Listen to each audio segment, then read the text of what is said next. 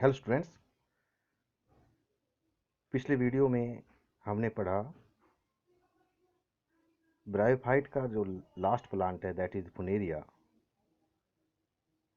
जिसके अंदर systematic position of the Funaria, occurrence, gametophytic plant body. In the gametophytic plant body में vegetative structures में that is the external features, internal structures, reproduction and reproduction के case के अंदर the vegetative reproduction and sexual reproduction में हमने पढ़ा सिर्फ only antheridia, and today we will study about the archegonia and sporophytes. Position of Archegonia. The archegonial branch arise from the base of the main axis. From the base of the main axis, it becomes vertically erect. The archegonia are borne in cluster, that is you see here, that is borne in cluster at the apex of female branch. They are intermixed with a large number of hair-like paraphyses, similar as found in the antheridial branch. The cluster of Archegonia is surrounded by large perichetial leaves. That is the perichetial leaves you see here, which are roasted in, in the form of a nearly closed cup-like structure, that is the perichetium.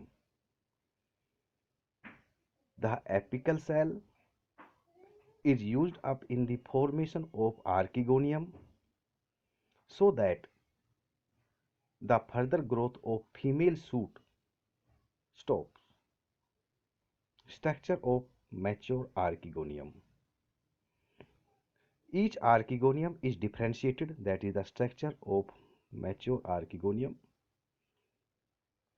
that is this. Each archegonium is differentiated into three parts: stalk, that is you see here, venter, that is this,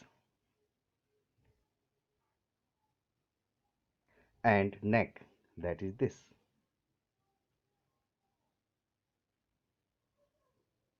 The stalk is multicellular, massive, and large as compared to antheridium. The venter is swollen, consists of two layered jacket, and encloses a venter canal cell and an egg. The neck is long, tubular, and twisted. It consists of 6 vertical rows of cells enclosing a neck canal which has 4 to 10 or more neck canal cells. 4 to 10 or more neck canal cells. In mature archegonium, the neck canal cells 4 to 10 or more and venter canal cell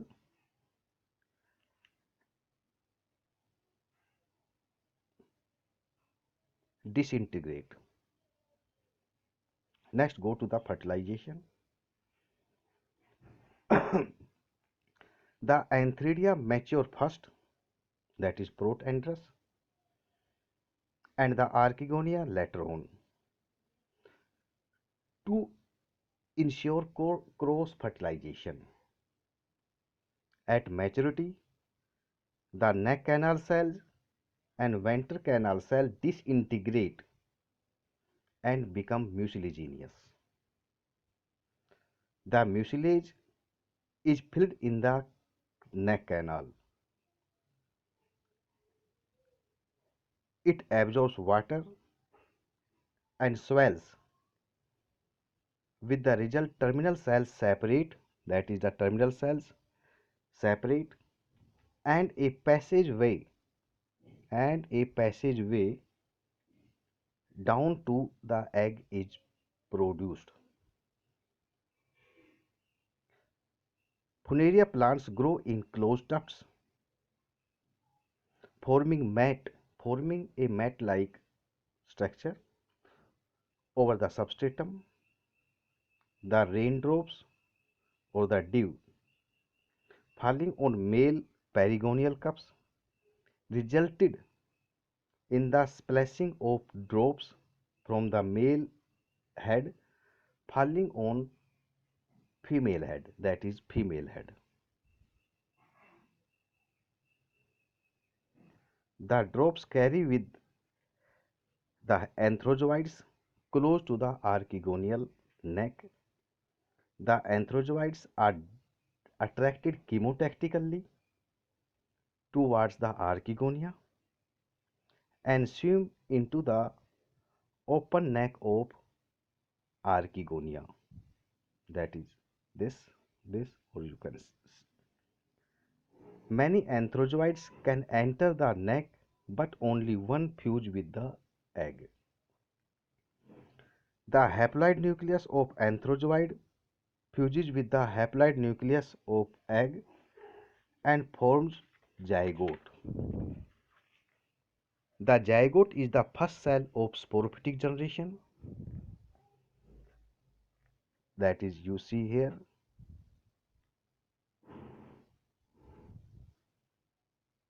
That is this.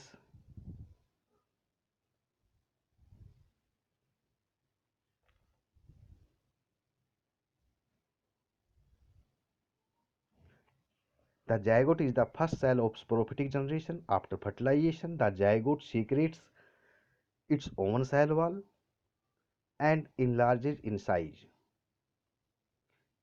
It is retained inside the venter and starts germinating. It develops a sporophytic plant body that is termed as the sporogonium. Many archegonia may get fertilized, but the zygote of only one archegonia develops mature sporophyte.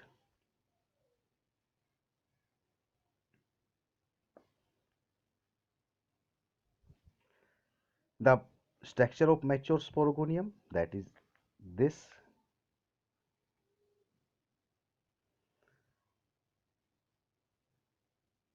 The mature sporogonium is differentiated into foot, that is below the seta second, that is the seta, and capsule, that is this.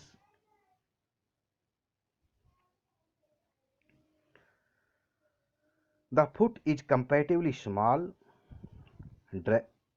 dagger-like conical basal portion of sporogonium, which is embedded in the gametophytic tissue at the tip of female branch. It functions both as an anchorage and an absorbing organ. It absorbs water and minerals from the gametophyte through specialized cells termed these specialized cells termed the transfer cells.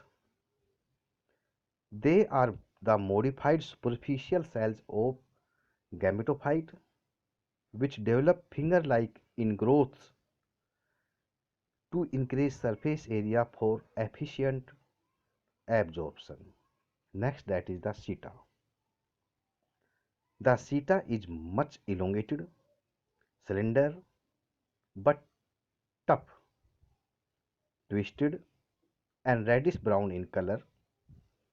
It is more than an inch in length and carries the capsule at its distal end. Internally, the seta is differentiated into a central strand, that is this, of small, thin-walled cells surrounded by cortex of thick-walled cells and single-layered epidermis. Epidermis is coated with cuticle. The main function of seta is conduction and support. The dry seta in the mature capsule is twisted and wavy. Seta shows the hygroscopic movement to help the dispersal of spores. Next, that is the capsule, that is this. The capsule is pear-shaped structure situated at the tip of seta. The young capsule is erect and green, but at maturity it turns yellow or orange and become pendant. Externally, it is differentiated into three regions: apophysis, theca, and operculum. That is apophysis, theca, and operculum. Apophysis. Apophysis is expanded basal part of capsule which in direct continuation with the seta. It has outermost single layer epidermis interrupted at places by true stomata. The stomata are functional and similar to that of angiosperms. Each stoma opens into an air space, that is you see here, that is air space, called substomatal cavity. The epidermis is followed by a broad spongy zone of chlorophyllous cells which surrounds a central zone of vertically elongated cells. The central cells are devoid of chloroplasts and constitute the conducting strands. Next, that is the theca, that is this theca.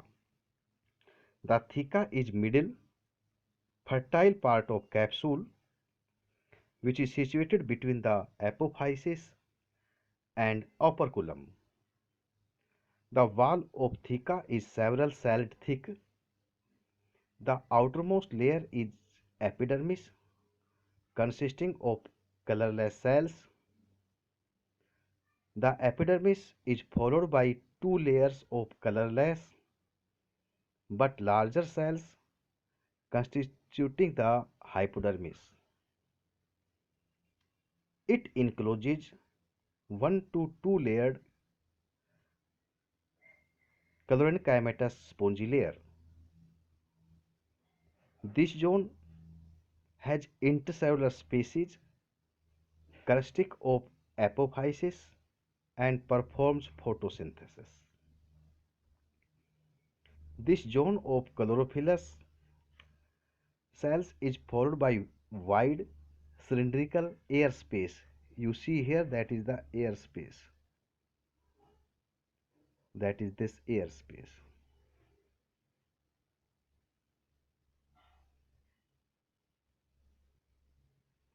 Which is traversed by trabeculae. The trabeculae are made up of green elongated cells which connect the innermost layer of wall and the outer wall of spore sac. The central part of theca is occupied by columella, that is this.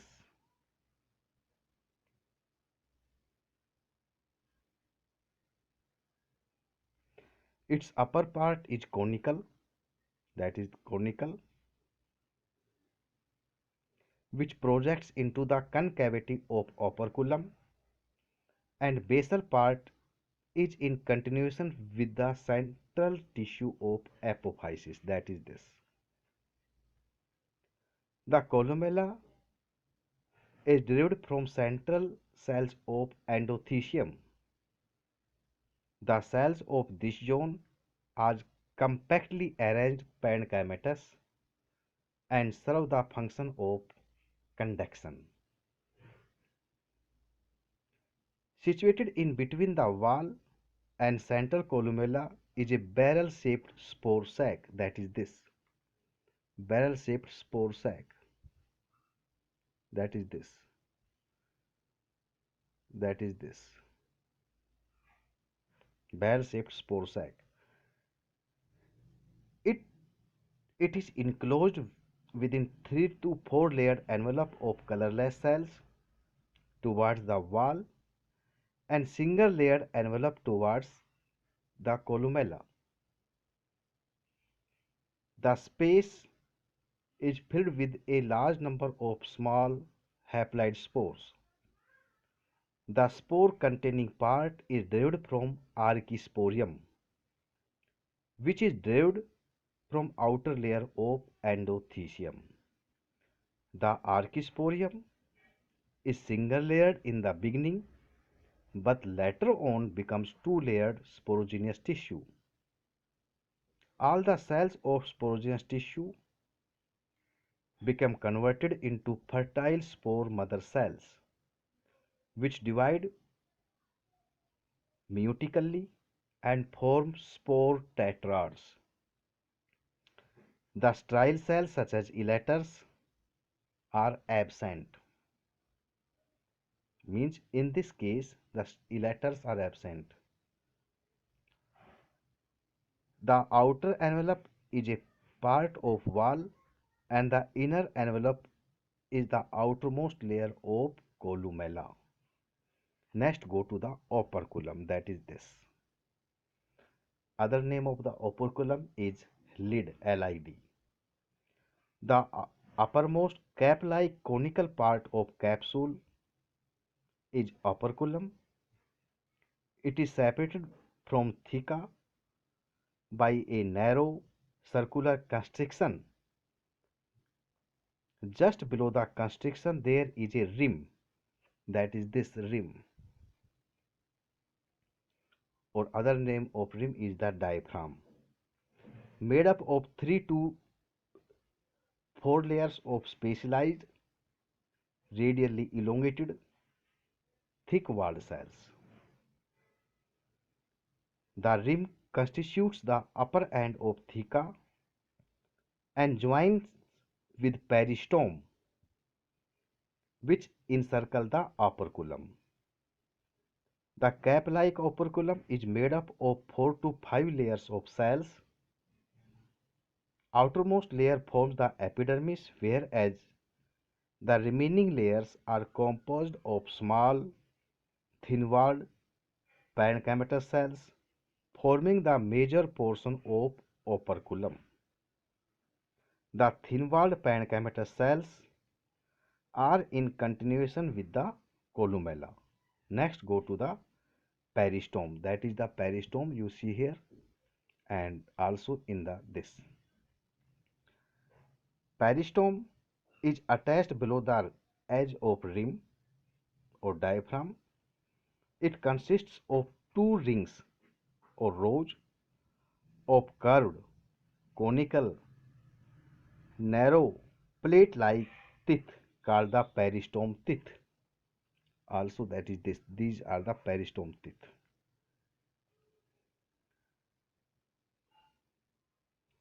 Each ring consists of 16 teeth, 16 in the outer ring and 16 in the inner ring, that is this and that is this. The teeth of outer ring are twisted spirally in the left and converge at the tip and join to a small central disc of tissue. They are ornamented with thick transverse bands. You see here that is the transverse bands. The teeth of inner peristome are delicate, short, and colorless. They are covered by outer peristome. The peristome teeth are hygroscopic in nature and help in the dispersal of spores. The operculum consists of 4 to 5 layer zone of annulus, that is this annulus, situated just above the rim of theca. It is made up of special thin wall cells which mark the separation of operculum at the time of dehiscence. The thin wall cells of annulus are distracted, separating the upper cap like operculum, that is this, which drops off, means separate हो जाना, drops off, O double F, exposing the peristome. Next, dehiscence of capsule and dispersal of spores. At maturity, the capsule dehisces under dry conditions. The part of Calyptra which covers the upper peristome of capsule dries and falls off, O double F, thus exposing the capsule. The thin wall cells of capsule lose water and dry up. The thin wall cells of operculum below the epidermis shrink and shrivel. This causes strain and consequently the thin wall cells of annulus are broken. The distraction of annulus causes loosening of operculum, which later dropped off, O double F.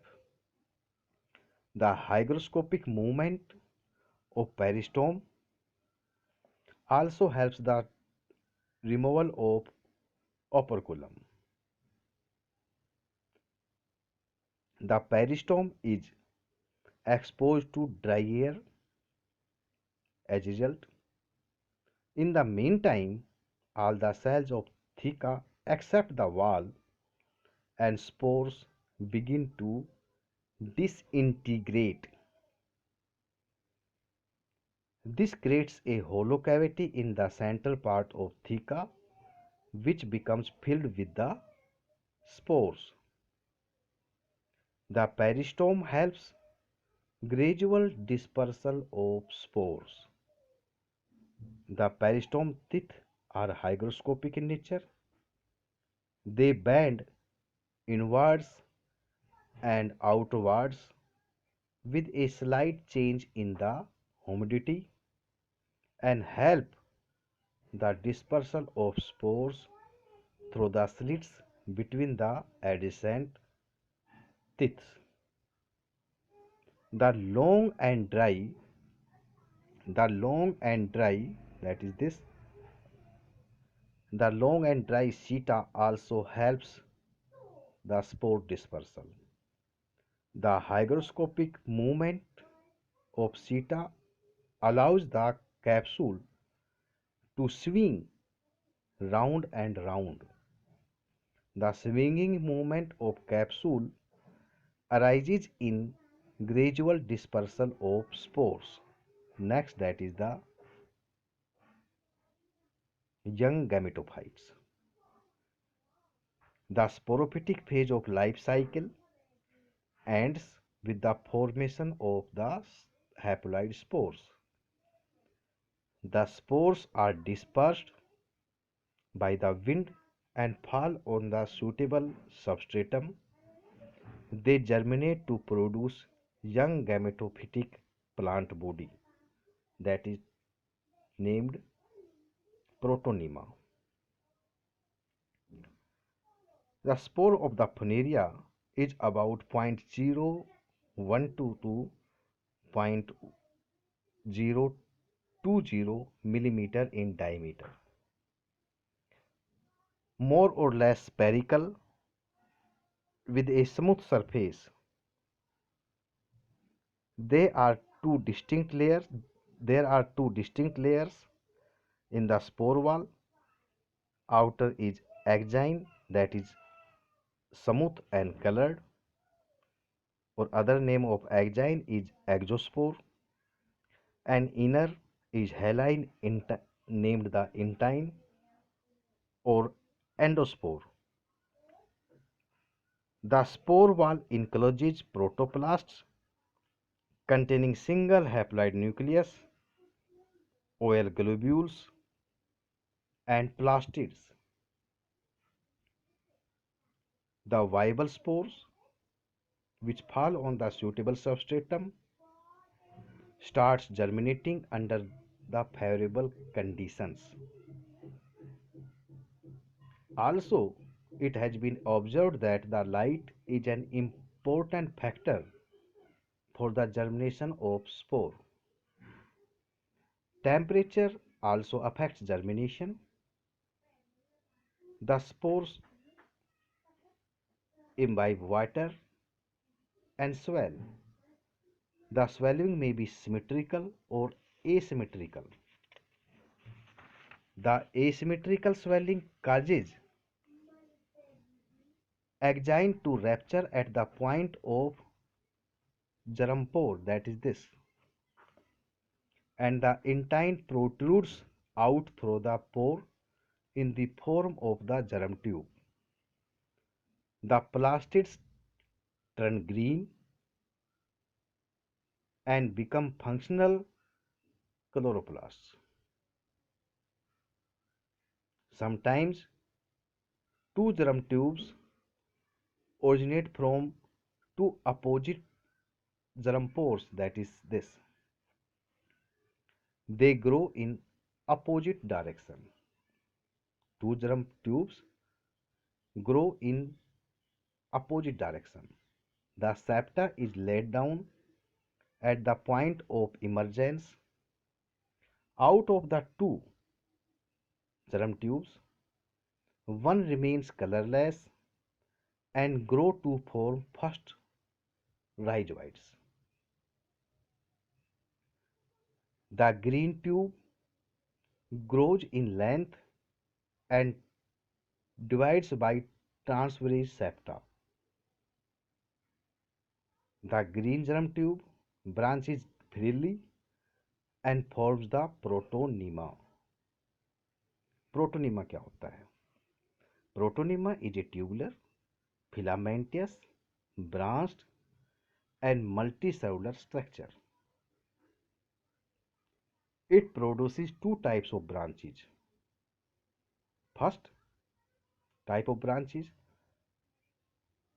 growing prostrate on the substratum are called chloronemal branches, and second type of branches growing downwards in the soil are called rhizoidal branches.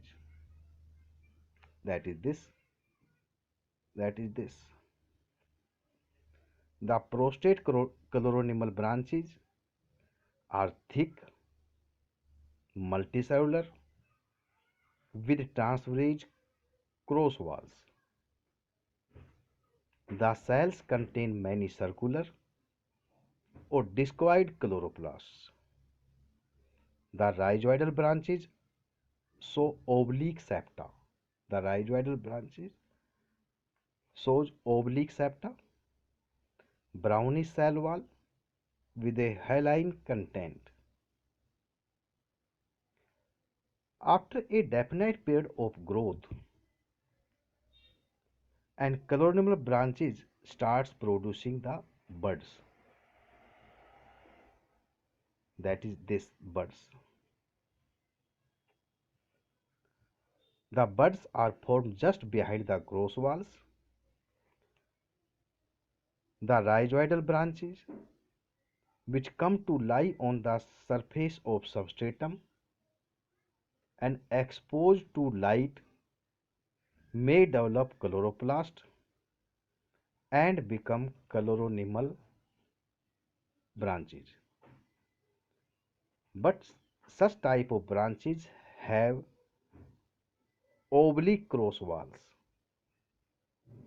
and may develop buds. The buds after becoming 2 to 4 celled, differentiate an apical cell and and with three cutting faces.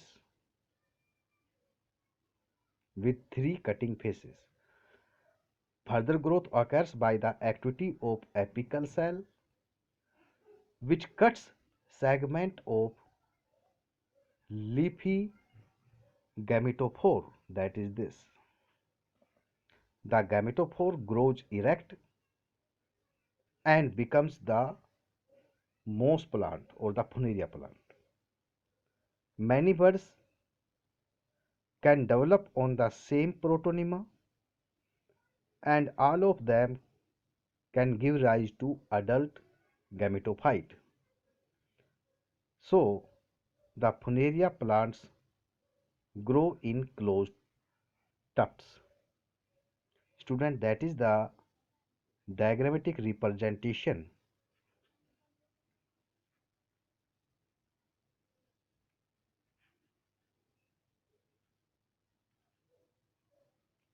of the life cycle of Funaria. That is this.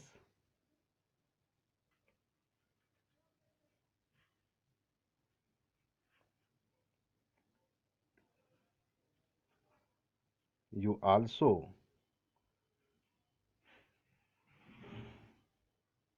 remember,